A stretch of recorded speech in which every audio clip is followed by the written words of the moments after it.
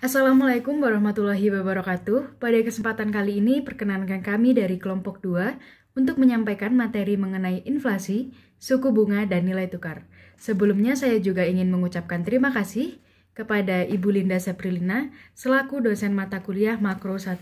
Dan berikut adalah anggota dari kelompok 2 yang terdiri dari Indri Regita, yaitu saya sendiri, kemudian ada Jihan Mumtaz, Lilis Ambarwati, Marcella Ferrarista, Maulidia Tiara, serta Muhammad Amin Baihaqi. Selanjutnya, kami akan langsung mempresentasikan hasil diskusi dari kelompok kami. Pada pembahasan pertama, kita akan membahas mengenai inflasi. Terlebih dahulu, kita pahami apa pengertian dari inflasi. Inflasi adalah suatu keadaan di mana harga barang-barang atau jasa mengalami kenaikan secara umum dan terus-menerus. Ada beberapa pengertian inflasi berdasar para ahli. Menurut Martin and Gate, inflasi adalah pergeseran tingkat harga ke arah atas. Menurut Markus, inflasi merupakan suatu nilai ketika tingkat dari sebuah harga barang maupun jasa yang tengah mengalami kenaikan. Dan yang terakhir menurut Rahatja, inflasi merupakan sebuah kecenderungan atas harga yang bergerak secara meningkat dan terus-menerus dalam harga pada umumnya. Dapat ditarik kesimpulan, saat harga sebagian dari barang-barang pada umumnya tengah mengalami kenaikan, itulah yang disebut dengan inflasi. Inflasi sendiri dibedakan menjadi 3 jenis. Yang pertama, jenis berdasarkan sumbernya. Inflasi masih dibagi menjadi 2 berdasarkan sumbernya, yaitu dari dalam negeri dan luar negeri. Yang kedua, inflasi berdasarkan penyebabnya, yaitu demand pull inflation dan cost push inflation. Demand pull inflation adalah inflasi yang disebabkan oleh kenaikan permintaan agregat. Dan cost push inflation adalah inflasi yang disebabkan oleh kenaikan biaya produksi. Jenis yang terakhir adalah inflasi berdasarkan tingkat keparahannya. Dibagi menjadi 4 jenis pula. Yang pertama yaitu inflasi rendah. Jenis inflasi yang jumlahnya kurang dari 10% per tahunnya. Yang kedua, inflasi menengah, yaitu yang jumlah besarnya antara 10-30% per tahun.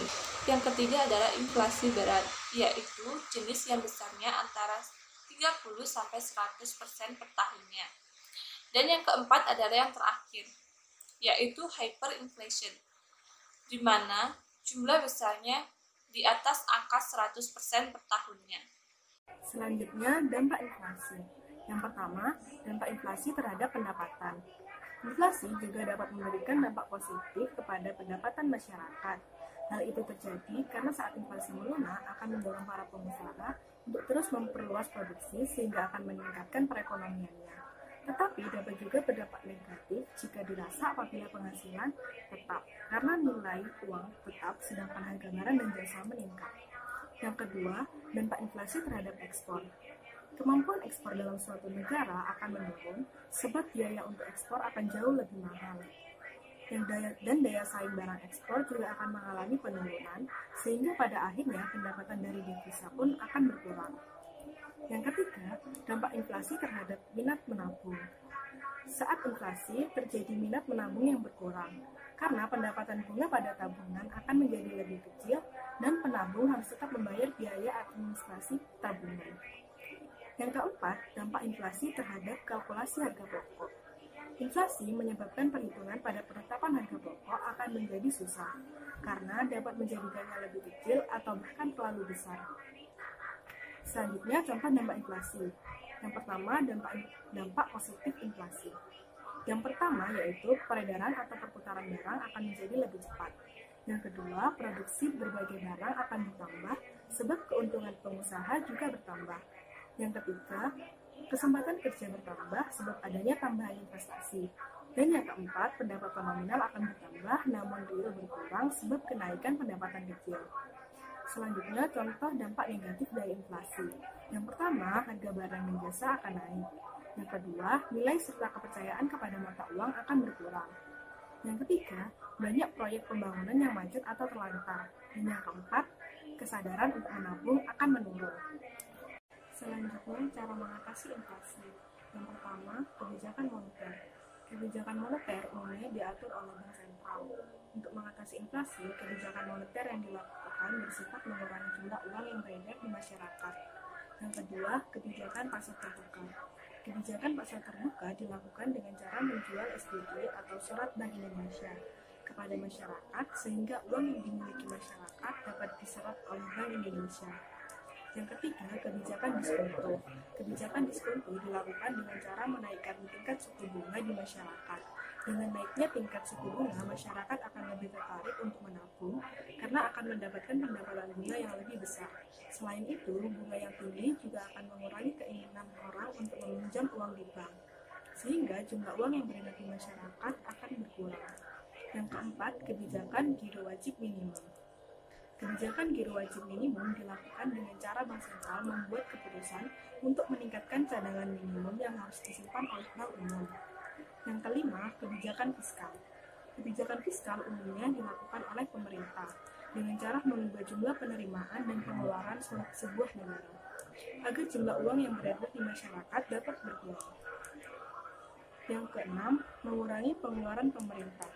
Pemerintah dapat mengurangi belanja-belanja misalnya dengan mengurangi rencana kunjungan, seminar, menunda penggadaan mobil, atau rumah dinas baru, dan lain sebagainya. Yang ketujuh, menaikkan tarif pajak. Menaikkan tarif pajak dapat menyebabkan penurunan jumlah uang beredar karena mengurangi jumlah pendapatan yang diterima oleh masyarakat, atau jika dilakukan dengan peningkatan pajak penghasilan, dan menaikkan biaya yang harus dibayar untuk menikmati barang atau jasa, atau jika dilakukan dengan peningkatan pajak pertambahan nilai, sehingga pada akhirnya mengurangi konsumsi masyarakat dan mengurangi jumlah uang yang beredar di masyarakat.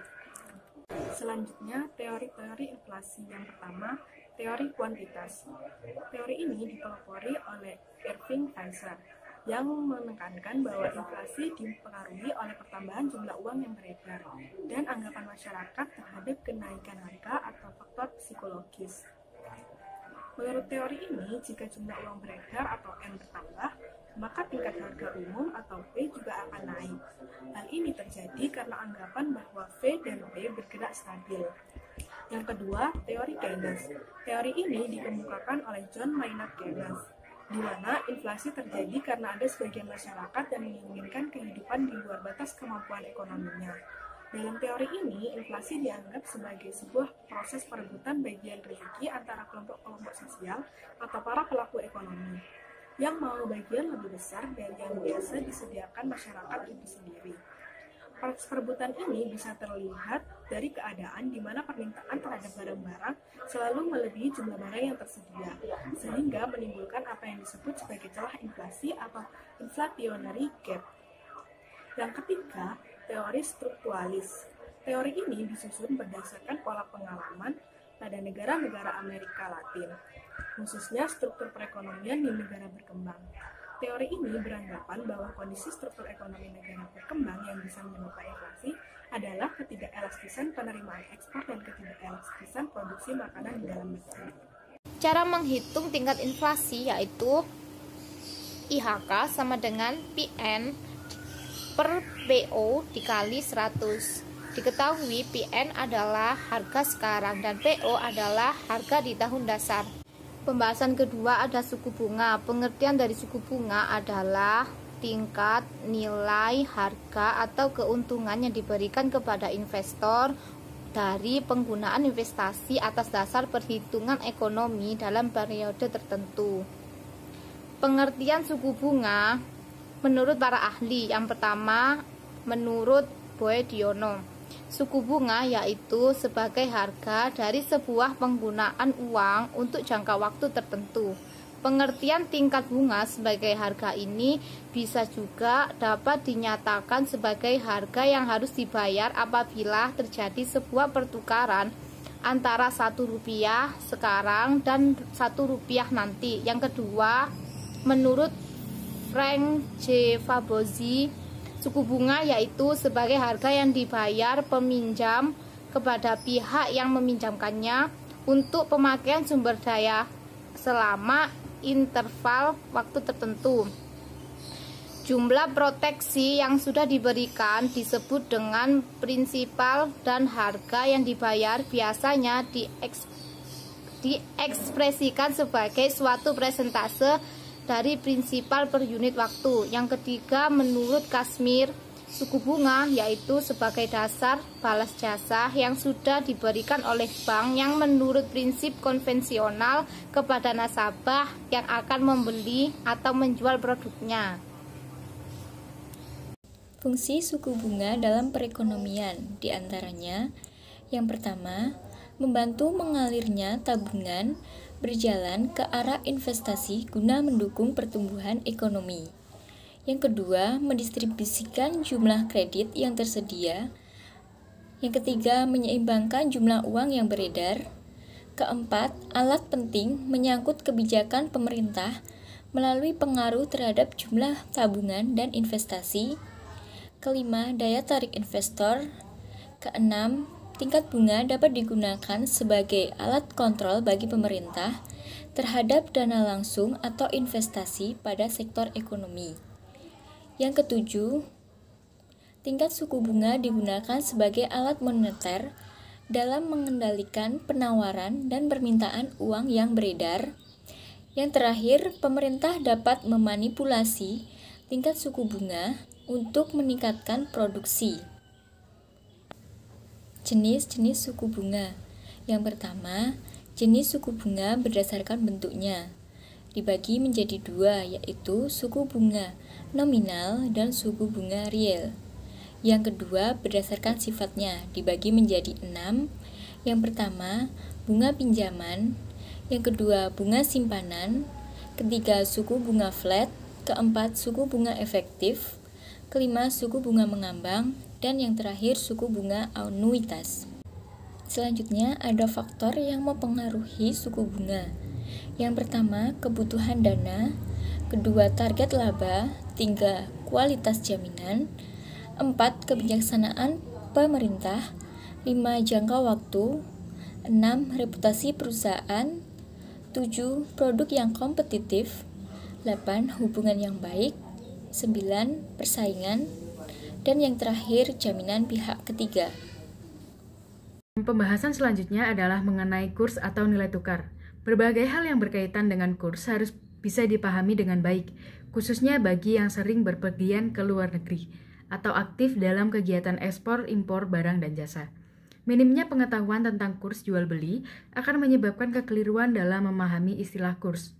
Untuk itu, khusus untuk perusahaan yang aktif dalam kegiatan ekspor impor, melakukan pengelolaan keuangan yang baik bisa membantu perusahaan dalam merespon pergerakan kurs yang terjadi, sehingga setiap kerugian yang disebabkan karena perubahan kurs bisa dihindari.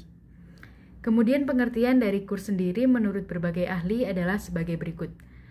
Menurut Fabozzi dan Franco, kurs adalah beberapa jumlah satu mata uang yang dapat ditukar per unit mata uang lain atau harga satu mata uang dalam mata uang lain. Sedangkan menurut Paul R. Krugman dan Maurice Kurs, ialah harga mata uang suatu negara yang diukur atau dinyatakan dalam mata uang negara lain. Dan secara umum, kurs dapat didefinisikan sebagai harga suatu mata uang dari suatu negara terhadap mata uang yang berasal dari negara lain. Selanjutnya, kurs biasanya ada 3 jenis. Yang pertama adalah kurs beli. Kurs beli adalah kurs yang digunakan oleh pihak bank atau penukaran mata uang asing dan para pedagang valuta asing untuk kegiatan pembelian valuta asing. Contoh sederhananya adalah apabila Anda ingin menukarkan 100 USD dengan mata uang rupiah, maka Anda harus menggunakan kurs beli. Dan yang kedua adalah kurs tengah, yaitu suatu kurs yang berada di antara kurs jual dan juga kurs beli. Kurs tengah bisa diperoleh dengan menjumlahkan kurs jual dan kurs beli, lalu kemudian hasilnya dibagi menjadi 2. Dan yang terakhir adalah kurs jual. Kurs jual merupakan kurs yang digunakan oleh pihak bank, money changer atau tempat penukaran mata uang dan juga pedagang valuta asing dalam menjual valuta asing. Contoh sederhananya, apabila Anda ingin menukarkan mata uang rupiah dengan yen, maka kurs yang harus Anda gunakan adalah kurs jual.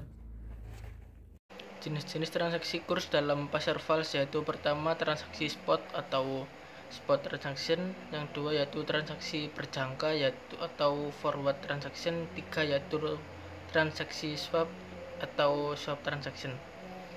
Faktor yang mempengaruhi kurs pertama yaitu inflasi, kedua yaitu kegiatan neraca pembayaran, yang ketiga yaitu kontrol pemerintah, keempat pembedaan suku bunga di berbagai negara, yang kelima yaitu tingkat pendapatan relatif, terakhir yaitu ekspektasi. Sistem kurs mata uang pertama yaitu sistem kurs mengambang, dua yaitu sistem kurs tetap, tiga sistem kurs tertambat, keempat yaitu sistem kurs tertambat merangkak, yang kelima yaitu sistem sekeranjang mata uang. Pengaruh kurs terhadap bisnis pertama yaitu pengaruh kurs terhadap importir, yang kedua yaitu pengaruh kurs terhadap eksportir, ketiga yaitu pengaruh kurs terhadap hutang piutang, keempat yaitu pengaruh kurs terhadap pemilik dolar. Sebelum kami mengakhiri presentasi, kami mengucapkan terima kasih sebanyak-banyaknya atas perhatian yang telah diberikan. Oleh karena itu, kami menerima segala masukan dan saran. Saya mewakili kelompok 2, saya akhiri presentasi dari kelompok kami. Wassalamualaikum warahmatullahi wabarakatuh.